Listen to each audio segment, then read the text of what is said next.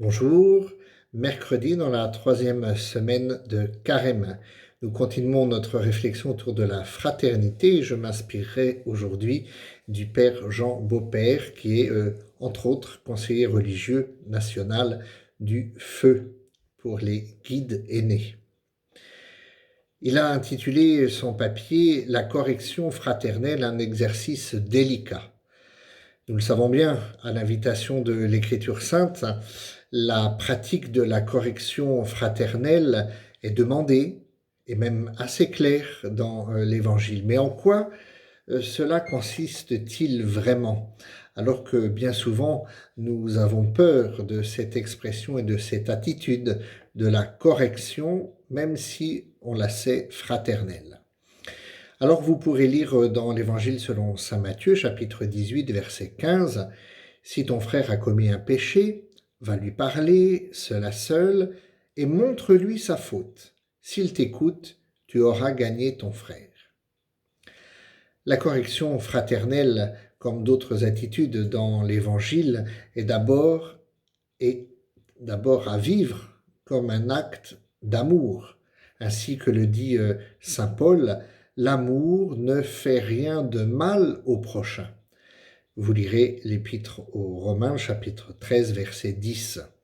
C'est pourquoi, avant d'aller corriger quelqu'un, il est bon de faire le point sur nos propres motivations.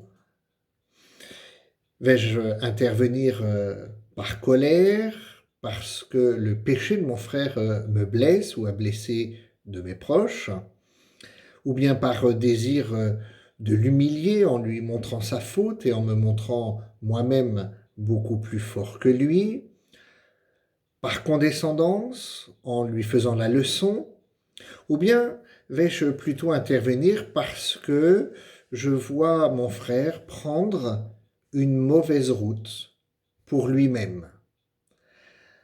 Bien sûr, tout cela, comme l'indique le Père Beaupère, est délicat. Alors, quelle est notre propre motivation pour vivre cette correction fraternelle? Dans tous les cas, même si mes motivations s'avèrent rarement pures, nous le savons bien, nous sommes tous pécheurs, la correction fraternelle est un devoir, et un devoir de charité. Je le dois à mon frère. Souvenons-nous aussi, par exemple, dans le livre de la Genèse, de cette question « Suis-je le gardien de mon frère ?» Oui, répondra Dieu. Donc, cet exercice commencera le plus souvent par une conversion personnelle. Quoi qu'il en coûte, je ferai passer le bien de mon prochain avant tout. Et d'abord, regarder dans ma vie, pour être honnête, ce qu'il y a de grand, de beau, de bon, certes, mais aussi mes défauts et mes limites. Mais que cela ne nous empêche pas de vivre ce devoir de correction fraternelle. Cela provoquera en effet peut-être une réaction défavorable de la part de celui à qui nous allons nous adresser. Je passerai peut-être par un moralisateur, celui qui ne sait pas vivre ou s'amuser, puisque ce serait encore moi qui aurais à dire quelque chose pour remettre ou pour indiquer que mon frère va dans le mur, comme on dit. Je risque même peut-être de perdre quelqu'un qui me semble être mon ami. Là encore, la seule chose qui doit compter, c'est le bien de mon prochain. Et la correction fraternelle, c'est pour le bien de mon prochain. Un acte, enfin, ensuite, un acte de fraternité. Si je reprends quelqu'un, je ne le juge pas. Autre attitude. C'est-à-dire que je ne me place pas au-dessus de lui comme un donneur de leçons, justement, mais plutôt comme un frère parmi d'autres qui ne pense pas être meilleur, mais qui veut le bien, le bon, pour ce frère à corriger. Nous acceptons donc alors dans ces situations implicitement d'être corrigés à notre tour, quand nous le mériterons.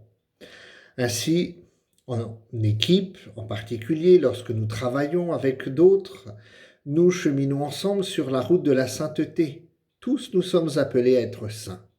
Nous sommes attentifs alors à aider ceux qui marchent avec nous, comme nous acceptons leur aide et leurs remarques envers nous.